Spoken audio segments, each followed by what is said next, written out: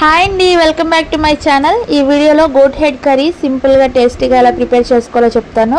First అయితే శుభ్రంగా wash చేసుకొని ఉడికించుకొని పక్కన పెట్టుకోవాలి. ఇప్పుడు కడాయిలో ఆయిల్ వేసుకొని, ఆయిల్ ఎప్పుడైనా నాన్ వెజ్కి కొంచెం ఎక్కువే పడుతుంది అనమాట.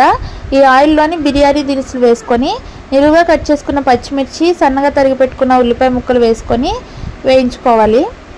ఇవి వేగేలోపు అల్లం వెల్లుల్లి పేస్ట్ అయితే రెడీ చేసుకోవాలి. ఫ్రెష్గా దంచి పెట్టుకున్నది అయితే టేస్ట్ చాలా బాగుంటుందన్నమాట. ఎలాంటి స్మెల్ కూడా రాదు, కూర మంచి మసాలా స్మెల్ వస్తుంది. వీలైనంత వరకు ఫ్రెష్గా దంచి పెట్టుకున్న అల్లం వెల్లుల్లి పేస్ట్ వేయడానికి ట్రై చేయండి. ఈ పేస్ట్ అంతా కూడా చక్కగా ఎర్రగా వేయించుకోవాలి, అప్పుడే టేస్ట్ చాలా బాగుంటుంది. ఇలా వేగిన తర్వాత దీంట్లోకి మనం ఉడికించుకున్న మాంసాన్ని అయితే వాటర్తో సహా వేసుకొని, తగినంత పసుపు వేసుకొని ఒకసారి కలుపుకోవాలి. కలుపుకొని ఒక 5 నిమిషాల పాటు ఉడికించుకొని, తరిగి పెట్టుకున్న టమాటా ముక్కలు కూడా వేసుకొని, టమాటాలు సాఫ్ట్గా అయ్యే వరకు కూడా మూత పెట్టుకొని ఉడికించుకోవాలి. ఈ ప్రాసెస్ అంతా కూడా మీడియం ఫ్లేమ్లోనే చేసుకోవాలి. ఇలా టమాటాలు సాఫ్ట్గా ఉడికిపోయిన తర్వాత మన రుచికి తగ్గట్టుగా కారం అయితే వేసుకోవాలి. నేను ఇక్కడ 4 స్పూన్స్ వరకు కారం వేసుకున్నాను. మీ టేస్ట్కి తగ్గట్టుగా మీరు వేసుకోండి. నాన్ వెజ్లోకి కొంచెం కారం ఉప్పు ఎక్కువగా ఉంటేనే టేస్ట్గా అనిపిస్తాయి.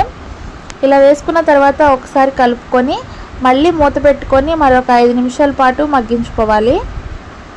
ఇప్పుడు చింతపండు నానబెట్టుకున్నాం కదా, ఆ పులుసు అయితే తీసుకోవాలి. ఇది మగ్గిపోయేలోపు చింతపండు మరీ ఎక్కువగా తీసుకోకూడదండి. చిన్న నిమ్మకాయ సైజు అంత చింతపండు వాటర్లో ఒకసారి కడిగేసి కొద్దిసేపు నానబెట్టుకొని ఆ పులుసును కూడా వేసుకొని, మనకి ఎంతైతే కూర కావాలో పులుసు కావాలో అంతే వాటర్ వేసుకొని ఒక 5 నిమిషాలు ఇలా నూనె పైకి తేలే వరకు కూడా ఉడికించుకోవాలి.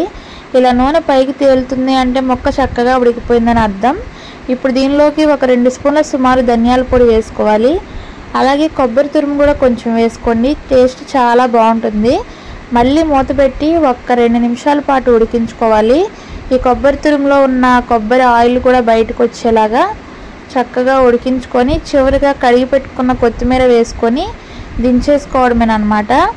ఒకసారి ఈ ప్రాసెస్లో ట్రై చేసి చూడండి. ఎలాంటి నీచు వాసన లేకుండా చక్కగా చాలా టేస్టీగా ఉంటుందన్నమాట కర్రీ అయితే.